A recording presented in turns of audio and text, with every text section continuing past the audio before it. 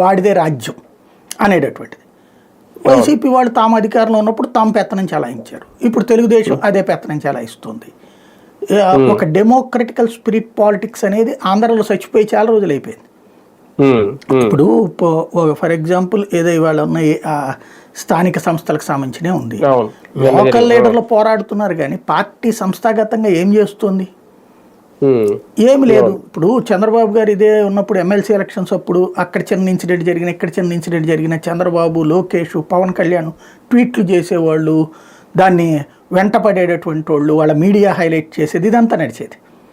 స్వయంగా చంద్రబాబు, లోకేష్, పవన్ కళ్యాణ్ ట్వీట్లు చేశారు కదా చిన్న చిన్న ఇన్సిడెంట్స్ని కూడా అప్పుడు ఎలక్షన్స్ అప్పుడు, ఏది బై ఎలక్షన్స్ అప్పుడు కానీ ఇట్లాంటప్పుడు.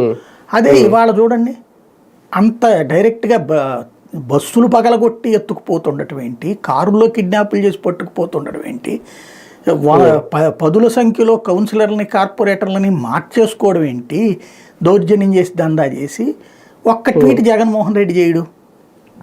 అయితే వాళ్ళ పార్టీకి సంబంధించి ఒక ప్రెస్ మీట్ జోగి రమేష్ మాట్లాడతాడు, సజ్జల రామకృష్ణారెడ్డి మాట్లాడతారు, వాళ్ళతో పని అయిపోతుంది. ఇక ఎప్పుడైతే నువ్వు లీడర్గా వచ్చి పోరాడే ఓపిక లేనప్పుడు, తీరిక లేనప్పుడు ఇంకేముంటుంది అక్కడ?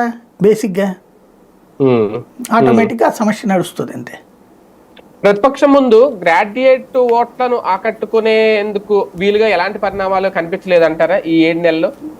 ఓకే, నిరుద్యోగ వృద్ధి పక్కన పెట్టేద్దాం, ఉద్యోగాలు కానీ చెప్పినట్టు, లేదంటే ఆ మెగా డిఎస్సి కానీ, టీచర్లు కొంతమంది టీచర్ల కోసం బీఈడీలు చదివి ఉద్యోగాలు రాక ఎదురు చూస్తున్న వాళ్ళు, ఇవన్నీ ఒక అవకాశాలు కాదా సార్? వాటిని వాడుకునైనా ధైర్యంగా ఎన్నికల్లో దిగుంటే బాగుండేదేమో అనేది కూడా.